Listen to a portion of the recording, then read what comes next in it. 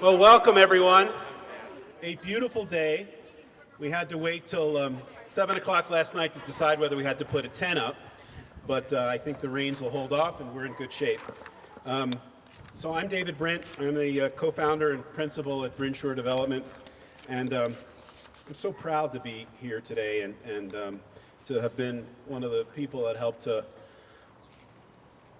gather all the resources and all of the support and all the intellectual capacity to do a project like this. And it is quite beautiful. And I never want to bury the lead again, because I did that at my wedding. Sorry, Beth. I just want to have a shout out to Carly Brinla, who was the keeper of the keys here and made sure that everything happened.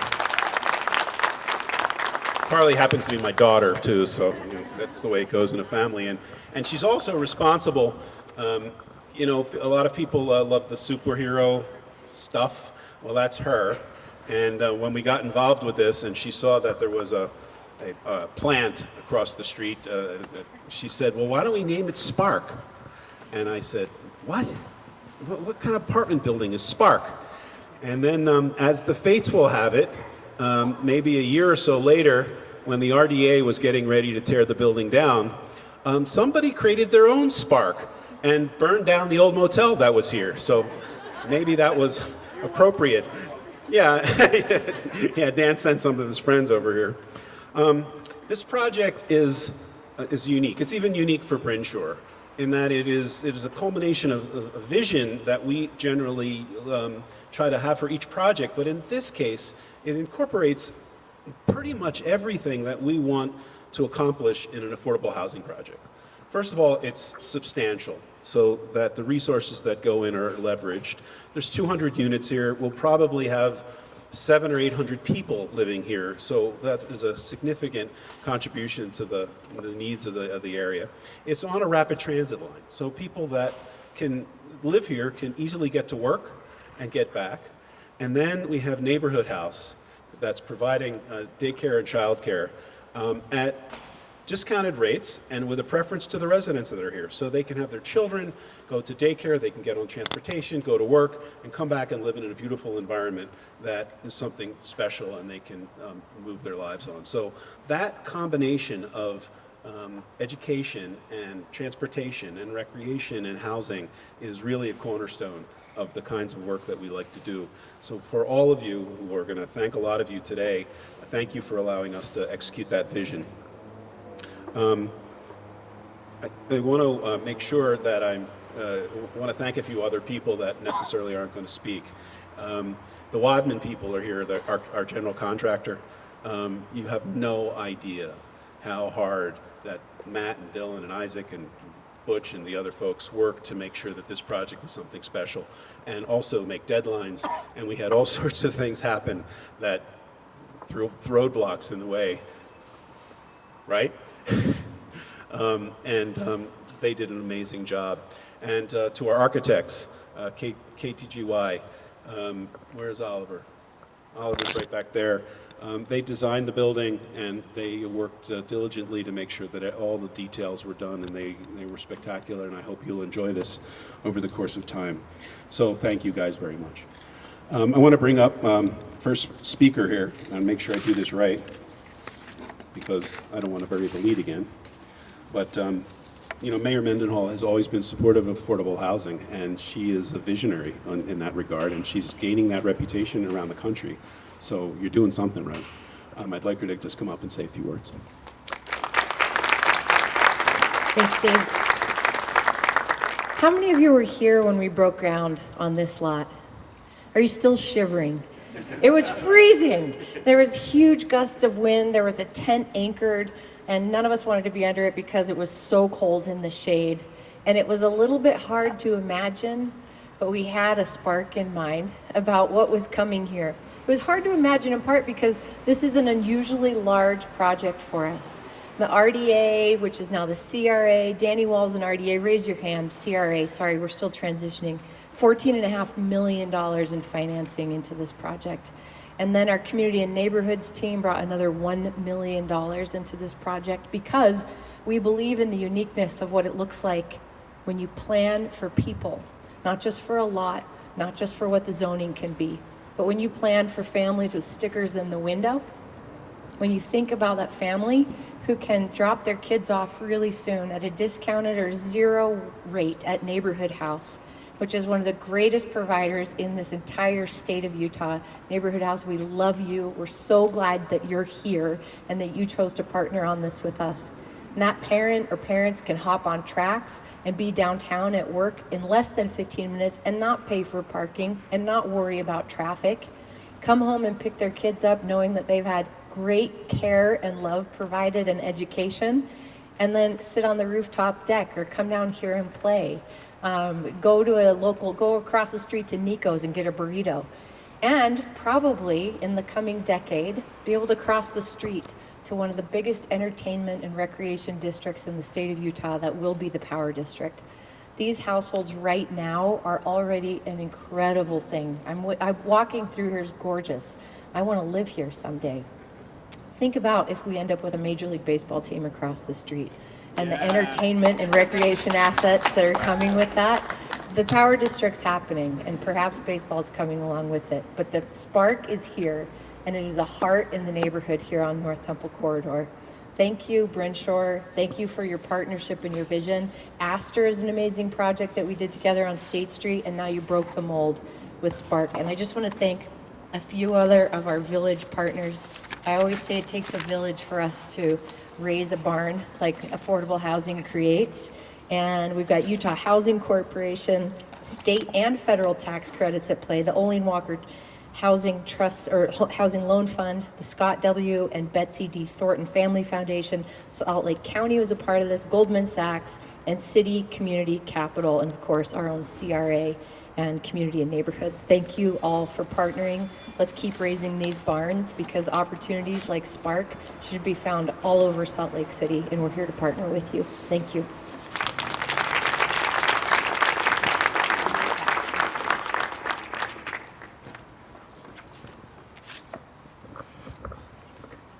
Now, one of the visionaries in housing runs UHC, and it's a pleasure to work with an agency that is the primary, well, one of the primary sources of financing for these organizations that really understands housing. We work in 20 states, so we have a pretty good idea of what agencies get it and what agencies don't, and what agencies look at developers as their partners, and we can work very closely to conceive things and to work things out, and which don't. Well, UHC is one of the good guys, and so David, if you wouldn't mind coming up and saying a few words, I'd appreciate it. Wherever you are. Oh, there he is.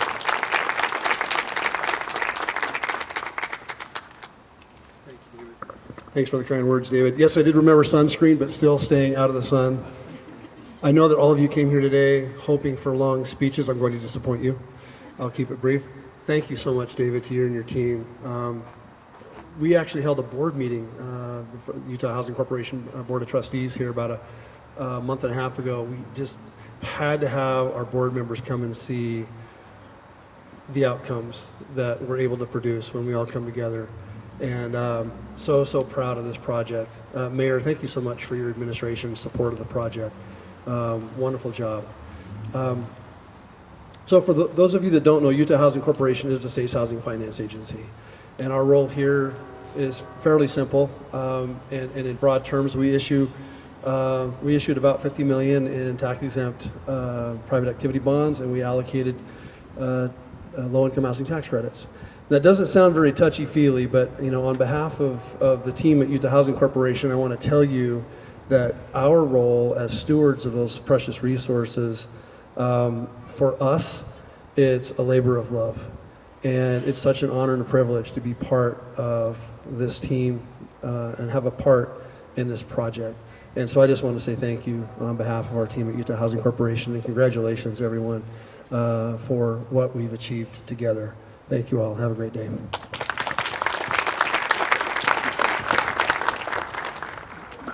The other piece of the financing puzzle is the bonds, and that comes from the PAB board. And Jen Schumann is here to say a few words, and we want to thank you so much, Jen, for supporting this project. Good morning, everyone. That is a hard act to follow. The mayor and Dave Damshin. And I have notes because they say that if I don't follow them, then I can get in trouble. So, like all of you, I'm really excited to be here, to be a part of this celebration. It's a remarkable day for the community, for the space, and it definitely is a reflection of what can happen when vision, collaboration, and commitment all come together. The mayor said it takes a village, and I thought she was going to finish my line with, it takes a village to build a village. She got close, and Spark is a perfect example of that. This development came to life because of the efforts of so many individuals and organizations who worked together to make something really, truly beautiful happen. I'm here today, as David said, representing the state of Utah's private activity bond program. Private activity bonds are tax-exempt financing, and if I just lost you, totally fine, it's totally fine. Tax-exempt financing tools that are used to support projects that serve a public purpose, like affordable housing. They allow developers to access low-cost capital by borrowing at reduced interest rates, and that's really important, right? And when it's combined with the 4% low-income housing tax credits, it really creates a powerful mechanism to fund the creation or preservation of affordable housing. This lower-cost capital gives developers like Brinshaw the flexibility to design projects that are not only financially feasible and fiscally responsible, but also tailored to the unique needs and life cycles of the communities they serve. We know that there's been a ton of change along the North Temple corridor, that sustained transformation over the past several years and many years to come. As this area continues to grow, it's critical that we stay focused on creating and preserving affordable housing opportunities for those that live and work here now, but also as the area continues to change and evolve, that there is continued access to affordable housing well into the future.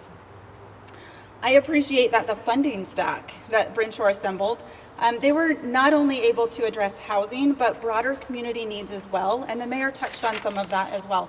So highly regarded on-site amenities that have been tailored to enhance the lives of those that call Spark home.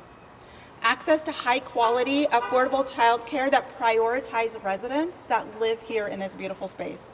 And even carving out space for a neighborhood restaurant, because let's face it, access to delicious food is always a yummy idea.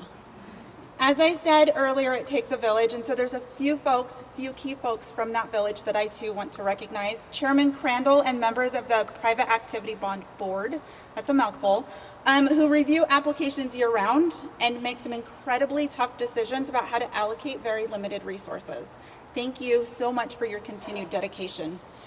While the bonds are allocated by the state, they're issued by our friends at Utah Housing Corporation with the legal expertise of Gilmore and Bell. I'm especially grateful to David Damshin, Claudia O'Grady, Ann Sullivan, and Nikki Talent for their steadfast partnership and commitment to affordable housing. Those are all names that we all know, right? They are incredible for sure. Yes, thank you. I also want to appreciate the leadership and staff at Housing and Community Development at the state who helped guide this project to completion, even when last-minute surprises hit right around the holidays. I mean, holidays, right? We're all trying to spend time with family, got all sorts of plans, and they ensured that this project was able to close on time, and that was a huge, massive undertaking, and that effort did not go unnoticed. And finally, to Brinshaw Development, especially Carly. She's amazing. She's a rock star. Can I get another round of applause? I mean, cannot say enough. And you all brought on amazing partners, and I appreciate that. You've created something really special here that so many people will get to call home, not just now, but for years to come. So on behalf of the Private Activity Bond Program in the state of Utah, it's my honor to present a very small plaque that is a small gesture of appreciation. Come on up, guys. Come on up. A small gesture of appreciation for the collaboration, commitment, and yes, perseverance that you demonstrated throughout this entire project. So thank you very much. This was not an easy lift, and your dedication to this project not only shows your dedication to the folks that will call this home, but throughout the state as well as you continue to do other developments. So thank you.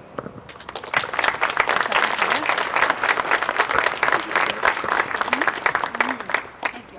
Thank you so much, sir. Appreciate it.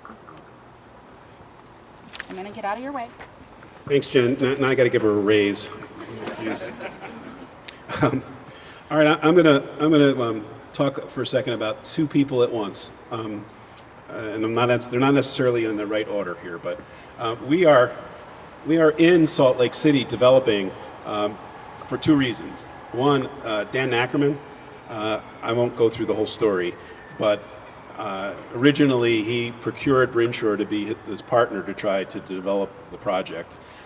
We won't go into why he didn't end up being partner, but we were closely involved, and so Dan and the Housing Authority and Brinshore have been active in both Astor and in this project, and we're looking at others to work together in the future. But the real person that I thanked at the Astor, and I'll thank again, and Darren, you're going to say a few words, so I don't have to thank you as part of the CRA board. But, Danny Walls, you're the man. We came to this city and, we applied to do the Astor project, and you went out on a limb. We talked about that last time to, let us have an opportunity to work here. And then at the same time, a month later, granted us this project and took a real risk with an organization that you didn't know to take on two very large projects in this city, and so we're grateful. And your trust in us did not go unnoticed and has not. And I hope, and I'm fairly certain, but I hope that you're proud of the work that we've done. So I'd really like you to come up and say a few words.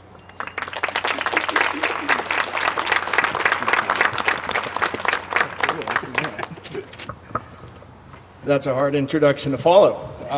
Thank you, David, sincerely.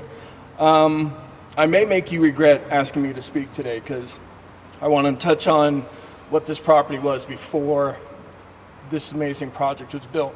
So I'm going to share a story that involves police investigations, interesting smells, questionable carpet stains, as well as fires, as David indicated. So as David said, it's my pleasure to serve as the director of the Community Reinvestment Agency. Many of you may still know us as the Redevelopment Agency. We're still in that transition. But David and I have to first return the favor and give you a massive thank you to both you and Carly, and the amazing partners who poured all of their energy, expertise, and dedication into this project. A lot of long days, a lot of late nights. Thank you very much. I assume you probably felt at times you took this diamond in the rough and you were polishing it a million times over as the project proceeded. So thank you. And thank you, Dan Ackerman. Appreciate that. Our involvement in this. I'm going to get on your role in this in a second, but also want to thank our chairperson, Councilmember Mono. Thank you, and the rest of the council and Mayor. You all know firsthand what a challenge this project has been. Thanks for your support throughout the process, and Mayor, we may have some words afterwards in terms of what you put us into, because as David indicated, long before Brinshore came onto the site with hard hats and construction equipment, this was known as the Overnighter Motel.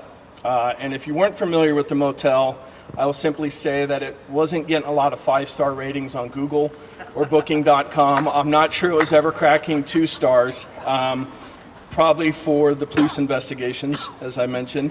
But it was a classic motel from a long bygone era, and it had fallen into a state of disrepair to where it was probably best left in your rearview mirror as you were driving away from it quickly. So, as David indicated, this project came to us initially as part of the RDA board at the time as a loan request from Dan Ackerman and your team, and in a turn of events that I still swear to this day, Dan, I had no involvement in or knowledge of whatsoever. But as we sat in that meeting, the RDA board decided instead to go all in on assuming the purchase and sale agreement and having us acquire the property. So not only in the matter of weeks were we scrambling to acquire the property, but we as an agency were trying to figure out how to manage a motel. Now, I don't know how many of you have managed a motel, especially one where the majority of clientele paid in cash on hopefully a weekly basis, but sometimes daily, but definitely no questions asked, okay? I mentioned the interesting smells and questionable carpet stains. That all comes with managing the motel and what it involved in. But needless to say, our team's skill set expanded rapidly as we took on this project. Now, taking over the day-to-day management presented a lot of unique opportunities for problem solving. I'll just say that. But beyond that, you have to understand, the motel at the time had about 12 to 14 rooms that had permanent residents in it. And that was a challenge we took on as a CRA. We immediately made it a priority to work with each and every one of them to make sure that they were properly relocated. Some were so comfortable with the way we worked with them, that came out wrong, but they were so comfortable with working with us that they were happy to answer the door completely naked and without clothes. And so these were just a sample of the challenges we faced. But I'm incredibly proud to say that the CRA offered assistance to all of the residents who were willing to take it. We helped them find new housing, provided financial assistance for their restart, and this is also extended to what was a restaurant in the commercial space at the time. Now, the only thing more exciting than managing a motel with permanent residents in a commercial space is when that motel suddenly is vacant. And that's when the real fun begins. This was a continuous challenge as we completed the environmental remediation and worked towards the demolition. And just when we thought things were getting a little too predictable, as David said, the property caught on fire. Twice. The second call, I was pleading with the firefighters to stop putting it out. let it go. Now, I don't share these colorful details, David and Carly, at all to dampen the celebration today, but to recognize the work that our CRA staff has done for these projects. They continue to work on this project with passion and dedication, a lot of often needed humor. Thank you to our attorneys for guiding us through the process. Katie, Allison, Sarah, you're all involved in every phase. Special shout out to our property manager, Jim, who was the one who not only got all the calls and got to deal with the maintenance, but he spent a lot of his Friday afternoons working the front desk in the motel, collecting the rent and serving as the motel manager. So this project is amazing. I want to get back to celebrating our partners who helped navigate the financing, the design, the construction, all of the challenges. But please forgive us at the CRA if we take just a little bit more pride today. We've been on this journey a little bit longer, Dan, as long as you have. So we're going to enjoy it. We have a few more scars to show for it. And thank you again for bringing this incredible opportunity to us, Dan, and Mayor for putting us right on the front line with it as a council member. So once again, thanks to our fantastic partners, Brinchar. You are incredible. From the bottom of our slightly singed heart, we want to say thank you for the vision of delivering this project, for not only meeting our goals, but exceeding our expectations. And we're happy now that this is 200 units of permanent residency for the individuals and families. So thank you again.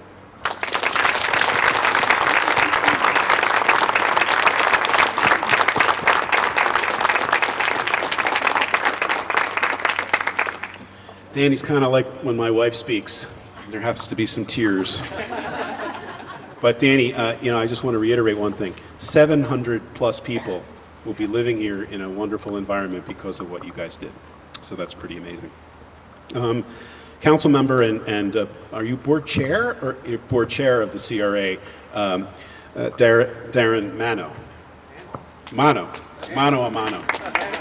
I had a 50-50 shot and I blew it. Please say a few words. Thank you. I appreciate the opportunity to speak here. That's a hard act to follow, Danny. And I'll try and keep my words short. But this project, though, I certainly have not been involved in this project to the level Danny has or David has or a lot of the people. It has kind of followed my career in city council in a strange way. Before I was a council member, I was on the redevelopment advisory committee, and I'm pretty sure, if I'm doing the math right, that overlaps the time when the RDA purchased the land.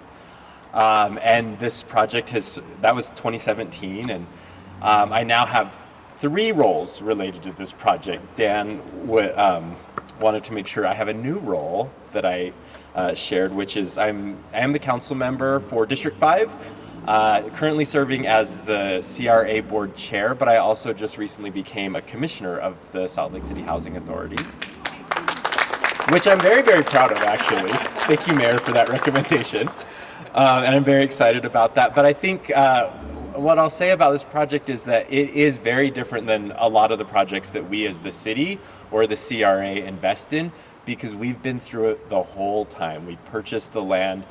I didn't realize that Jim's resume has front desk manager of the overnighter motel on it. That's a good thing I learned today. But I know I remember the times when we had to pay for different things to help make the project safe that we don't typically do as a city. And so this project really has kind of followed my time in City Hall. And I won't say that it's this project specifically, but projects like this and those decisions have really inspired me to hopefully dedicate the rest of my career to affordable housing. So I'm really excited to be here to think through the timeline of this project and the timeline of me serving the city, but also determining what I finally want to do with my career. So thank you for all those people involved, and I will turn the mic back over to David.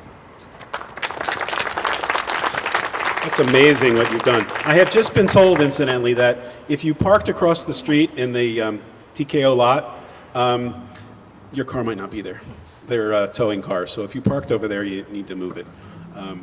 There's parking on the street. Okay, good. That's not that. I don't have to worry about that.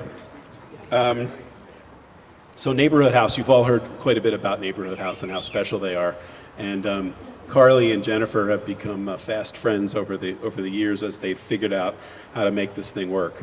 It's really proud. I'm really proud that you'll be there, and space looks great. So Jennifer, would you mind coming up and saying a few words?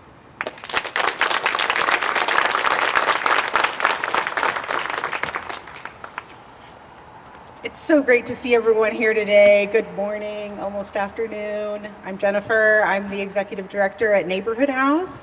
What a special day for Neighborhood House and for the families we serve. Opening our first preschool expansion site here with Spark.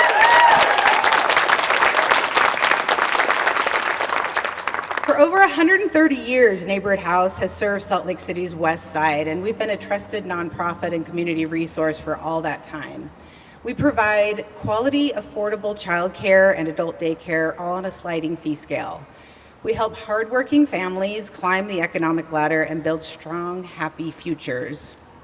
And about 7 years ago, I don't know, Carly, a long time ago, Brinshaw pitched a bold idea to pair affordable housing with affordable childcare. We were mid-capital campaign for our flagship site, but I knew we had to be a part of this vision. And now here we are. We've made it in front of this beautiful new facility, Spark, a place where families can access not only affordable housing, but also care, education, and opportunity. This unique public-private partnership made it possible, as you've heard, referenced all the different partners that came together to make this happen. It's an amazing campus that everyone came together to build, and because of this partnership, the funding for the capital portion of the preschool was covered. So that allowed Neighborhood House to focus on getting funding for operations and for programming, which is really the only way we could have done this expansion site. So thank you to everyone involved in making this happen. I have a very special thank you, however, for April and Rock Schutzer, who are here with us today, and the Scott W. and Betsy D. Thornton Family Foundation. Your vision and generosity turned this idea into reality, and we couldn't have done it without you. And then, of course, everyone's mentioned to Carly and David from Brinshaw. Thank you for being wonderful partners. It's been such an amazing partnership to work with Carly, who has really always put the families front and center. So everything that we've needed and asked for, she's accommodated, and it's been an amazing process. So thank you so much for working with us. And to all of the funders, especially to City of Salt Lake and to the CRA, thank you for believing in this project and for neighborhood house. We have such a forward-thinking board. We have amazing, hardworking staff, and they're the ones who make our mission possible every single day. So thank you. Thank you so much to them. And I just wanted to say for a moment, the reality here in Salt Lake is that, and in Utah, is 84% of parents feel like they're being overwhelmed by childcare costs. And there's only 45% right now of the needs for childcare being met. And that's just childcare. That's not even affordable childcare. But at Neighborhood House, at Spark, families pay what they can afford based on their income. So here, children have a place to learn and thrive. And here, hardworking families can stay or become engaged in the workforce, becoming self-sufficient. And this is what community investment looks like. So I hope this model is just the beginning. Let's continue building until every family has the support they need to go to work, to succeed, and for their children to rise beyond poverty. Thank you all for being here, and don't forget to come in your tours to the preschool, which is a little bit difficult to get to. So the entrance is on the west side, so please come around, see the beautiful preschool. We'll all see you over there and give you the lowdown on what we're going to be doing, and just thank you so much for being a part of this incredible journey. Thank you.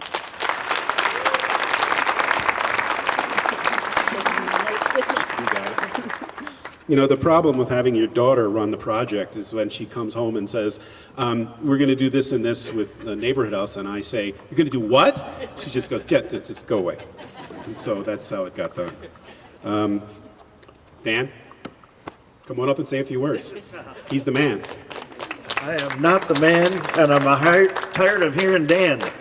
It's the Housing Authority of Salt Lake City, people like Brittany Dabb, our deputy director. Danny, in his very long speech, missed a couple things. I do remember that fateful, we did originally arrange the purchase of the hotel and raise the initial funding, and we used to call it the no-tell motel. You may have heard that expression. But then we realized it's called the overnighter, and nobody has ever spent a whole night there, ironically, at the time. But it's not funny, kind of the blight of these motels is something we're working on. We redid the Capitol Motel on State Street. We think it's not a legitimate business to actually help sponsor crime and help sponsor prostitution, sometimes underage prostitution. People will say, well, that is a form of affordable housing, and we do take care of the residents we inherit.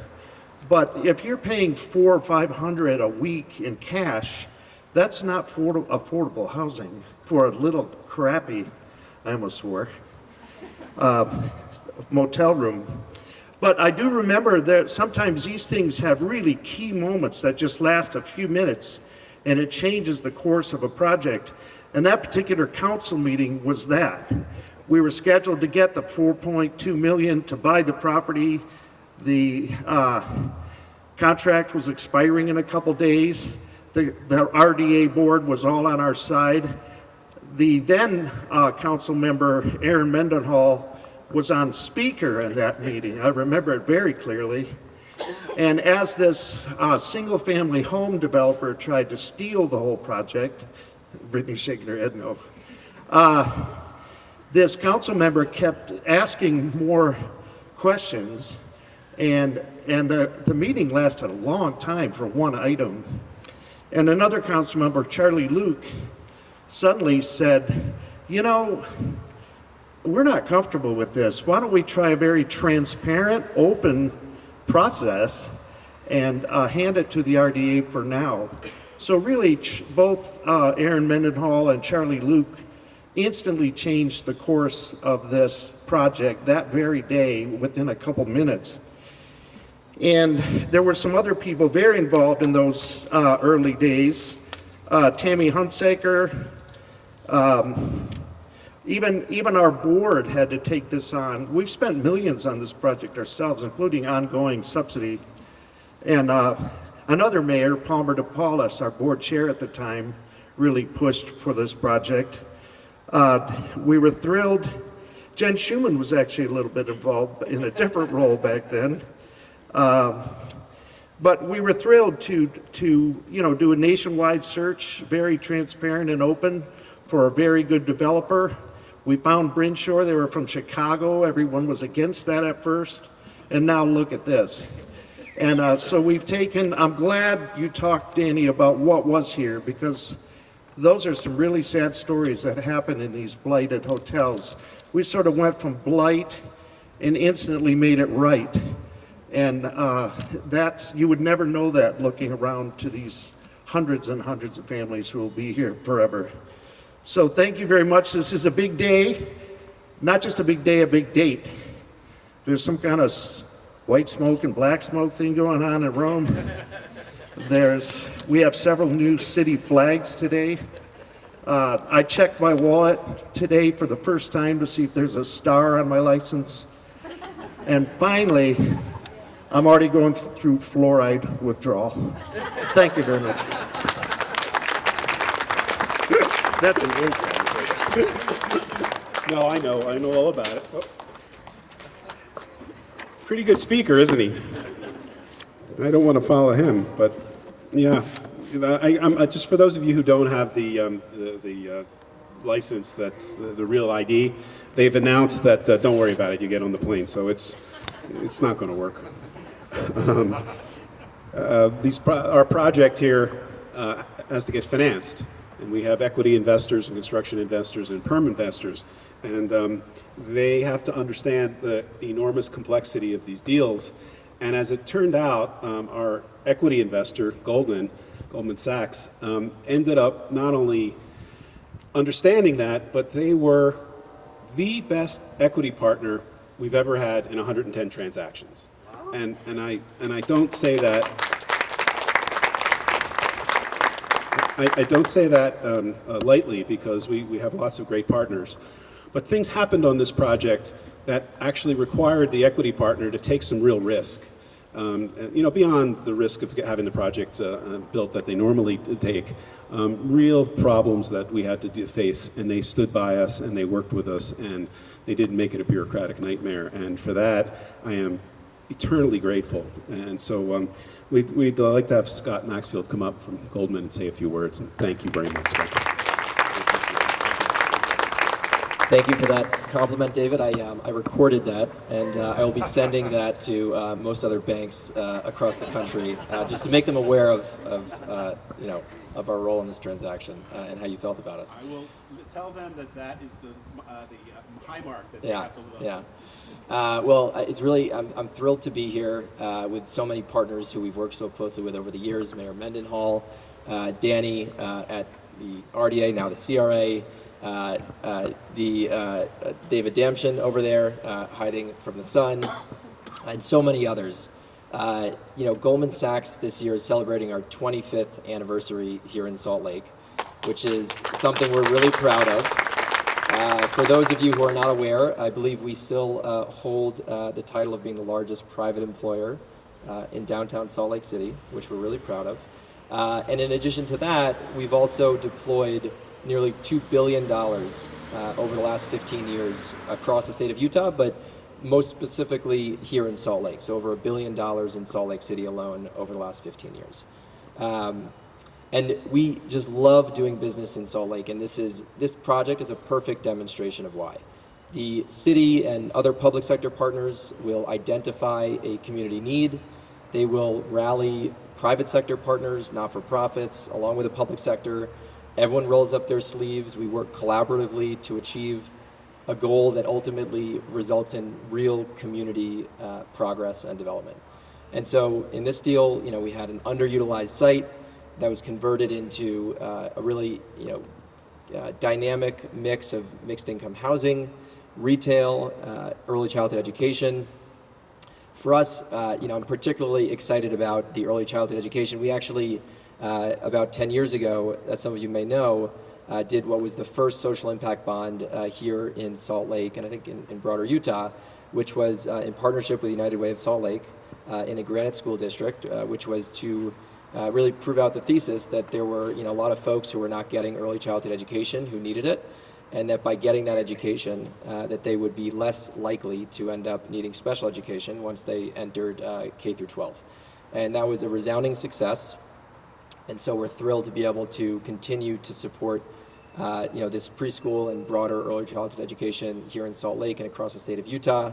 So I couldn't be happier for this project, the impact, but then most importantly, just the beautiful building that these families who live here are going to be proud to call home.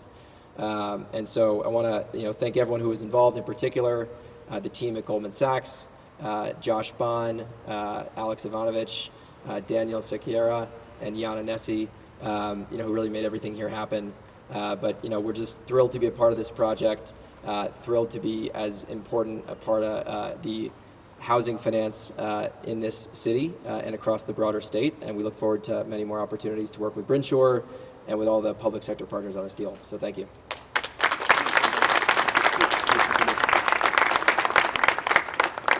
All right, Brian, it's not city, it's Citicorp. If I say city, they're going to think you were in the city. Okay, so it's Not that city. that's city.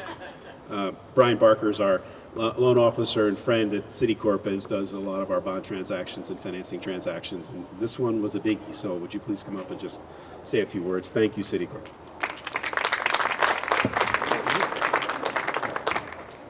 It's still good morning for another 10 minutes. David, Carly, thank you so much for inviting me to share in this grand opening.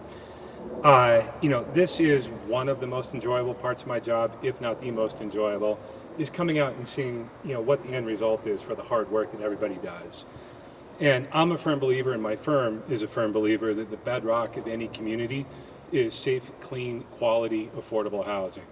If this isn't that, I don't know what the heck is.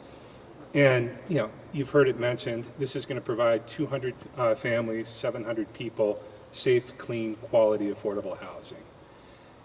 Here we are in 2025, and to me, it's a little surprising and disappointing that affordable housing still has a stigma. And if we build more communities like this, that stigma is going to disappear. I have zero doubt about that. And we also heard many people talk about how it takes a village to build this property. Carly, I went back and pulled the credit memo. 11 different funding sources. I don't think that's a village. I think that's a state, maybe a country. But anyway, David, Carly, thank you so much for inviting me to share in this, and what a wonderful property, and look forward to seeing the next one with you guys. Thank you. When you have 11 financing sources, your lawyer better be really, really good. And Dan Kraft, there he is over there. Dan Kraft's our lawyer with Applegate and Thorne Thompson, and he is amazing. So we thank you very much for your work. Last but not least, I'd like to have Carly come up. I think there's a few other people we'd like to thank, and she'll give you the instructions of the way the rest of the meeting's going.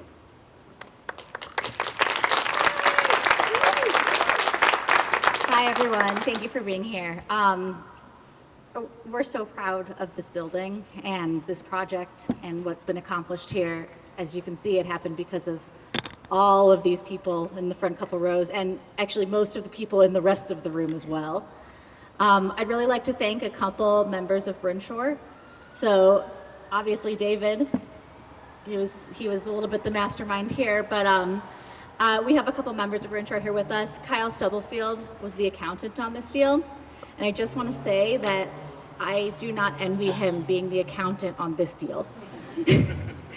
With 11 sources of financing and just everything that got added with a second bond closing, it was a mess, and he did a fabulous job. Michael McGovern's also here. He's our director of finance. So he did, all the procurements and all the installments and worked with our investor and just did a fabulous job. So I just wanted to say thank you to those individuals who are here from Brinshore. Also, we had a fabulous design team. We had KTGY Oliver's here, who we already thanked.